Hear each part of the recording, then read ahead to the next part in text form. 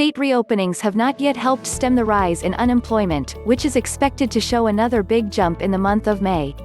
Weekly jobless claims totaled 2.4 million for the week ending May 16, bringing the total number of claims filed since late March to 38.6 million. For the week of May 9, continuing unemployment claims, reflecting people who collected benefits for at least a second week, rose to 25.1 million, an increase of 2.5 million from the previous week. Jefferies economists said they had been hopeful last week that labor market job losses were closer to plateauing, when there was a much lower increase in people continuing to receive benefits. This week's data dashes all that, they said. The economists say their model now suggests 10.3 million jobs will be lost when the government reports the May employment report on June 5, but they are not yet forecasting that number and are awaiting more data.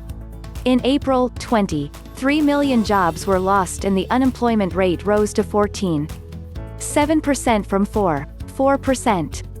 It is looking like May is shaping up to be worse for the labor market than we had initially thought, the Jefferies economists wrote. We noted in our response to the April employment data that we expected that we would see another drop in payrolls in May of about 1 million, followed by a strong rebound in June. However, the stubbornly high levels of both initial and continuing claims suggest that we are actually in store for another historic drop in payrolls in May. They added that they continue to see a snap back in June as states open more businesses. I'd love to see a big drop in continuing claims because that would really be a sign of rehiring, said Diane Swonk, chief economist at Grant Thornton. She said there had been signs that manufacturers were rehiring, and she was hopeful state reopenings and the government's Payroll Protection Program would result in a reduction in the number of workers still receiving claims. Those things should be moving. It's still being overwhelmed by the tidal wave of losses. Economists say part of the problem with the growing numbers of claims could be the fact that states have been overwhelmed by the vast numbers of claims, and they are being delayed as a result.